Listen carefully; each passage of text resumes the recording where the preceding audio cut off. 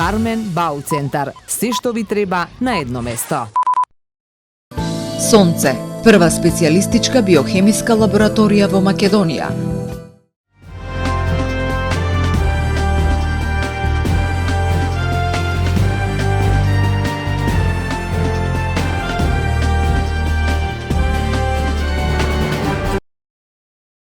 Средното угостителско училиште Ванчо Питошевски во Охрид бележи зголемен интерес за упис. Најголем интерес има за струките кои што се директно поврзани со туризмот и угостителството. Од училиштето велат дека дефицитот на кадар во секторот им овозможува на учениците уште за време на школувањето лесно да дојдат и до пракса и до работа. Доста се зголемува интересот од година во година, што ми е многу драго. Сега најзасегнати сме со охридските училишта и со охридските деца. Тука не гледам голем интерес. Ги посетивме во меѓувреме, значи Кавадарци, Битола, Неготино, Ресен, Кичево. Од сегде до сега се има јавено родители, деца заинтересирани за да го продолжат нивното школување во нашата школа. Според директорот Тони Андрески, големата побарувачка на келнери, готвачи и рецепционери им овозможува на учениците брзо да се вклучат и адаптираат на пазарот на трудот. Се јавуваат ресторани, хотели, кај што им е потребно работници, келнери, готвачи, значи рецепционери. Сакам да напоменам дека со нивното доаѓање овдека 9 оделенциите имаат можност не само како продолжена пракса да работат во хотелите и рестораните, него со некоја дневница или пристојна плата. Значи не правиме муабет за некоја стипендија, со пристојна плата може да работат од првиот ден веќе. Порано платата беше многу ниска на кенерите и готвачите. Сега значи еден келнер да речам зема околу 700 евра плата, еден готвач надминува можете и преку 1500 евра плата.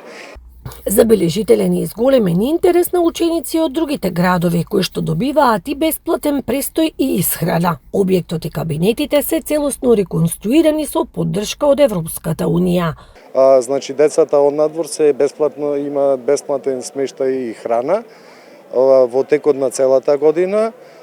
Како што гледате, имавме реновирање поддржано од Европската унија, значи современи кабинети имаме, целосна реконструкција на училниците, кабинетите и интернатот. Според Андреевски потребни се законски измени со кои што во угостителството би работеле лица со соодветно образование. Немаме закон кај што вика дека келнерот мора да е келнер, дека готвачот мора да е готвач. Значи, некои измени во законот, барем 50% од вработените во угостителскиот сектор да имаат завршено средно угостителско образование. Од раководството на училиштето очекуваат и во наредниот период да продолжи растот на интересот за угостителските струки, особено поради зголемената потреба од стручен кадар во туристичкиот сектор. Пораката до младите е дека ова образование нуди сигурна професија, практична работа уште за време на школувањето и можност за брзо вработување. Познатиот охридски и македонски новинар Сашо Неловски заминува во пензија по речиси 4 децении професионална работа во македонското новинарство. По тој повод градоначалникот на Охрид Кирил Пецаков му додели благодарница за долгогодишниот придонес во новинарството и афирмацијата на Охрид. Сашо не е само новинар, тој низ децениите стана автентичен хроничар на нашиот Охрид. Преку неговите текстови и извештаи се афирмираа охридските вредности, култура и традиција.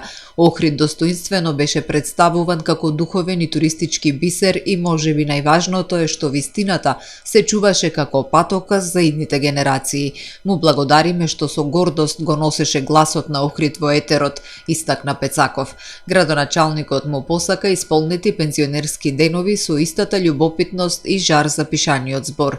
Нелоски на 2 мај го одбележа својот 64-ти роден ден, а воедно и официјално стави крај на богатата новинарска кариера која ја помина верен на тогашната радио телевизија Скопје, денешен јавен сервис МРТВ.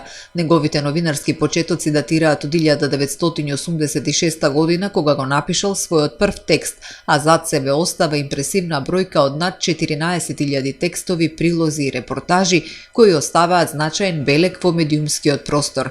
Во Охридската медиумска заедница Сашо Нелоски важи за едно од најпочитуваните и најобјективни новинарски пера, респектиран и од колегите и од соговорниците.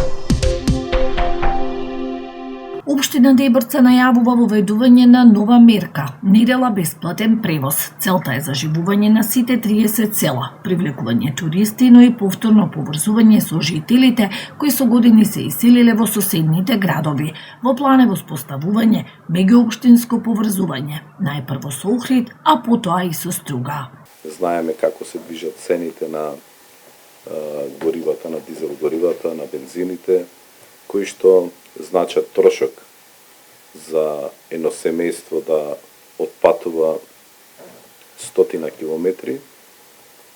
Ние воведуваме оваа мерка да може и граѓаните бесплатно да ги посетат селата, а тоа за општина Дебрца ќе значи силна економија.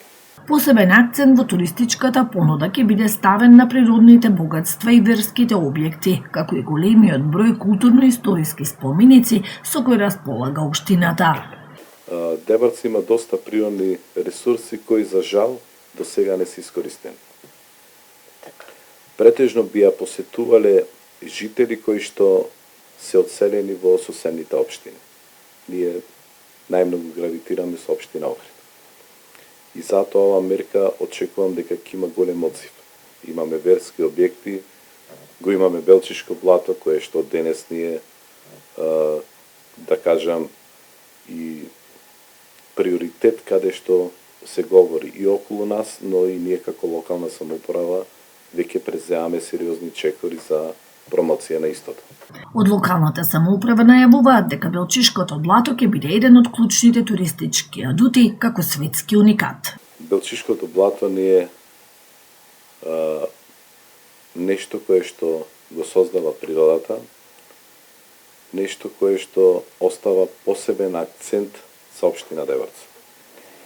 Ние како локална самоуправа ќе ги преземеме сите мерки, сите алатки, сите законски алатки да ова природно богатство прерасне во една туристичка атракција. И таа туристичка атракција ќе значи голем економски бенефит за граѓаните на општина Дебрца.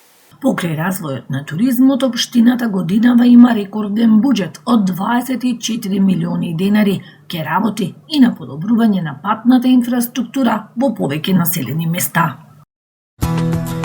Кебапчилница вкусно ви донесува метео. Во Охрид денеска имавме променливо облачно време со повремен дожд. Максималната дневна температура се искачи до 18 степени. Утре во Охрид времето ќе биде променливо облачно со сончеви периоди. Попладне ќе има услови за краткотраен дожд. Ќе дува слаб до умерен променлив ветар. Утринската температура од 8 степени, а максималната дневна до 19 степени. Температурите во Македонија утре во интервал од 4 до максимални 24 степени. Во следните денови ќе преовладува променливо облачно време со повремени локални врнежи од дожд. Во попладневните часови наместа ќе има услови за развој на нестабилна облачност со пороен дожд и грмежи. Во сабота се очекуваат поинтензивни процеси во форма на невреме со пообилен дожд, грмежи и силен ветар.